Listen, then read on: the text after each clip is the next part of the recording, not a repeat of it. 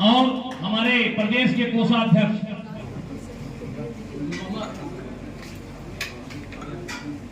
अब मैं निवेदन करूंगा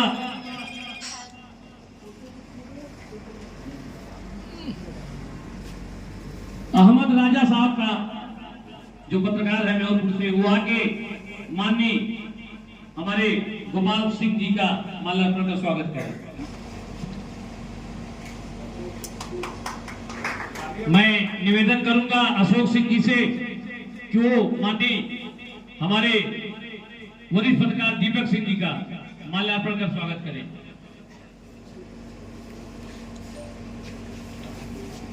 निवेदन करूंगा धुरेंद्र तिवारी जी से श्रीमान विवेक पांडे साहब बैठे हैं, जो सोनभद्र मुख्यालय से चल के आए हैं, उनका माल्यार्पण कर स्वागत करें।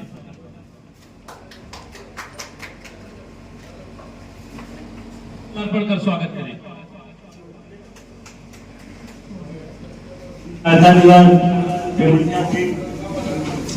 अतिथि हमारे पत्रकार साथी, इसके लिए आप लोगों को बधाई देते हैं। पूर्वांचल पत्रकार एसोसिएशन द्वारा विगत 2 वर्षों से कार्यक्रम किया जा रहा है, जो 2 वर्षों में पत्रकारों के लिए पूर्वांचल पत्रकार एकता ने काफी कार्य किया है। पत्रकारों के लिए इसके अध्यक्ष रहे हैं। इनके द्वारा कहीं भी पत्रकारों की कोई उत्पीड़न होता है तो ये प्रदेश अध्यक्ष हैं, जो कहीं भी पहुंच जाते हैं।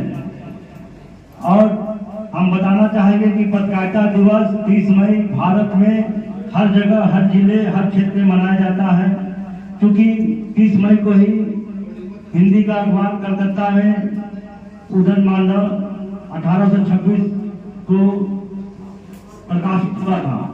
इसके लिए पूरे देश के पत्रकार हिंदी पत्रकारिता दिवस मनाते हैं।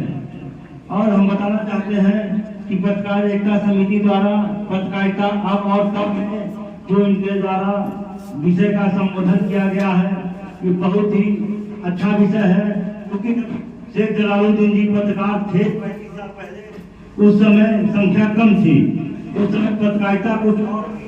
आज के समय में पत्रकारिता की संख्या बढ़ गई और पत्रकारिता का रूप भी बढ़ गया है।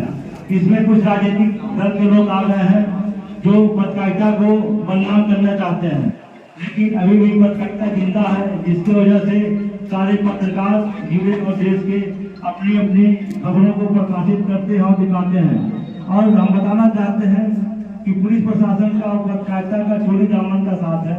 अगर पुलिस और पत्रकार को 24 घंटे के लिए बैठा दिया जाए तो देश में किसी प्रदेश में जिसकी सरकार होगी वो जो चाहेगा वो कर ले। वो तो पत्रकार है, तो पुलिस है, जो ऐसा नहीं कर पाते। विशिष्ट अतिथियों, दुआ दे आपको, उगता हुआ सूरज मुख्य अतिथि महोदय को एवं विशिष्ट अतिथियों को हमारे दुआ दे, खिलता हुआ फूल खुशबू दे आप सभी अतिथियों को। हम लोग कलम के सिपाही, हम लोग कलम के सिपाही आप लोगों को कुछ देने के काबिल नहीं। देने वाला ईश्वर है, देने वाला ईश्वर हजारों खुशियां दे आप लोगों को, हजारों खुशियां दे आप लोगों को। श्री भैयालाल जी प्रदेश के अध्यक्ष चंद्र जी, गणेश सैनी जी प्रदेश उपाध्यक्ष और एक जिलाध्यक्ष कृष्णा उपाध्याय जी, आप सभी को ढेर सारा साधुवाद कि आप सब ऐसे कार्यक्रम आयोजित करते हैं जिसमें समाज की जागरूकता के प्रति समाज प्रेरित होते हैं। आज जिसके हाथ में मोबाइल है सब पत्रकार है, कहीं से भी कोई फोटो खींचा, कोई घटना देखा, उठा के डाल दिया।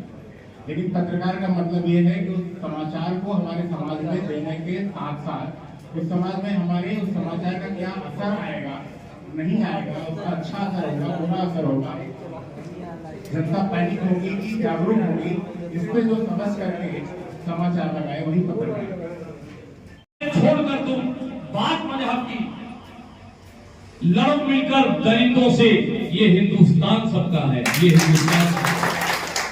इसी क्रम में मैं चाहता हूं कि अखिलेश जायसवाल 2 शब्द बोलने की कृपा करें। अखिलेश जायसवाल आइए। अगर जुदा हो गया न सोचा न समझा, खफा हो गया। दुनिया में किसको हम अपना कहें, दुनिया में किसको हम अपना कहें, जो अपना था वही बेवफा हो गया, जो अपना था वही बेवफा हो गया। इन सब चीजों पर भी एक नियंत्रण होना चाहिए, क्योंकि डिजिटल मीडिया में जो खबरें चल रही है, बहुत सारे यूट्यूब चैनलों पे बहुत सारी चीजें चल रही, कब किसको प्रधानमंत्री बना दे रहे हैं, कब किसको राष्ट्रपति बना दे रहे हैं, क्या हो जा रहा है, और उस खबरों के माध्यम से ही अफवाहें फैल रही हैं।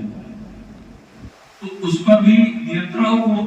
एक हादसा बाजार में आ जाएगा, जो नहीं होगा, जो नहीं होगा, तो आप लोग ध्यान से बात करें प्लीज, जो नहीं होगा वो अखबार में आ जाएगा। चोर उचक्कों की करो कद्र की मालूम नहीं, चोर उचक्कों की करो कद्र की मालूम नहीं, कौन कब नेता कौन सी सरकार में आ जाएगा, कौन कब नेता कौन सी सरकार में आ जाएगा। माननीय सीओ साहब प्लीज कम। बहुत अच्छा लगा सीओ साहब से, आज बहुत समय आपने दिया, थैंक यू।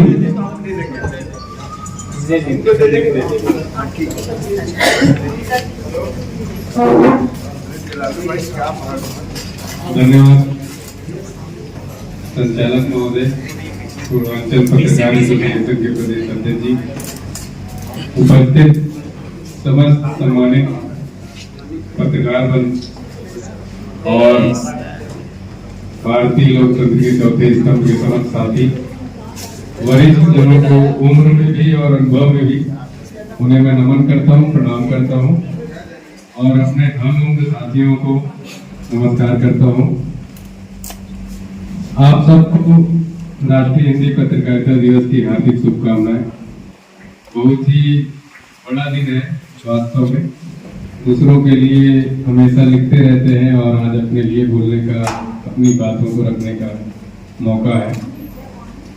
मैं उन समस्त पत्रकार बंधुओं को और उन समस्त उनके साथियों को भी श्रद्धांजलि देता हूँ, जिन्होंने कई बारी अपनी सच्ची पत्रकारिता के दौरान नुकसान उठाया है, हानि उठाई है, और कुछ ऐसे पत्रकार भी रहे हैं, अभी न्यूज में आया था कि उनकी हत्या तक हो गई, उनके साथ ऐसी दुर्घटनाएं हो गई। उन्हें मैं श्रद्धांजलि आज आपके मन से अर्पित करता हूँ।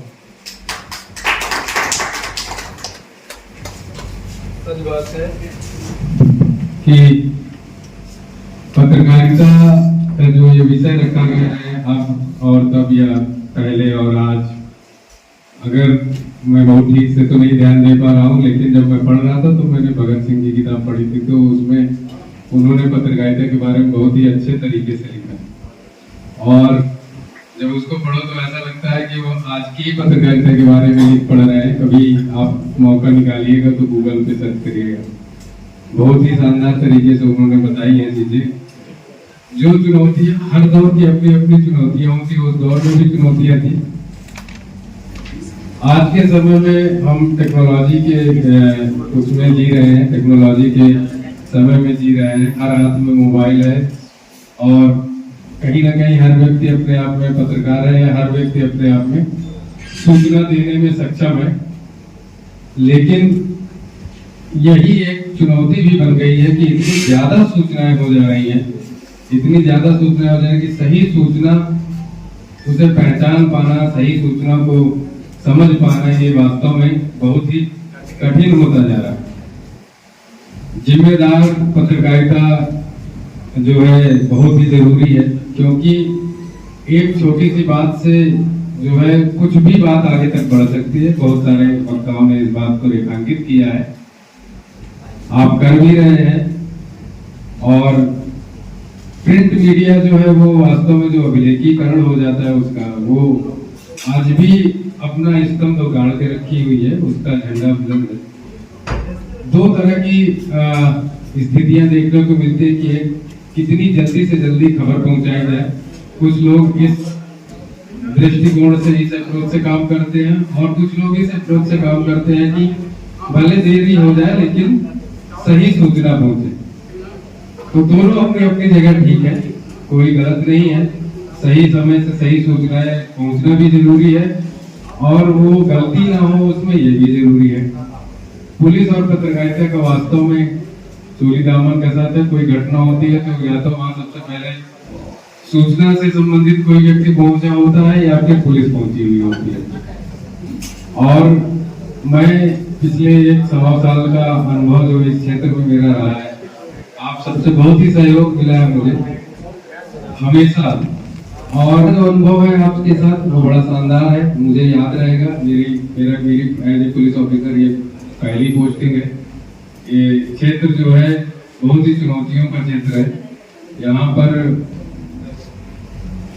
सारे लोग लगभग पढ़े लिखे अच्छी खासी एजुकेशन वाले लोग हैं। आम जनता में भी कोई ऐसा नहीं है कि जितना ग्रामीण क्षेत्र है उससे ज्यादा मेरे सर्किल में शहरी क्षेत्र की तरह आता है या नगरीय क्षेत्र है, फिर भी उसमें इतना जो है सही से सारी चीजें चल रही है, तो निश्चित रूप से आप सबका योगदान है।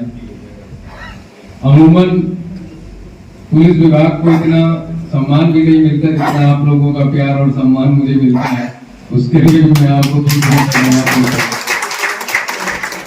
जरूरत है कि अपनी आदतें अच्छी रखी जाए, अपना स्वभाव और अपनी नियत अच्छी रखी जाए।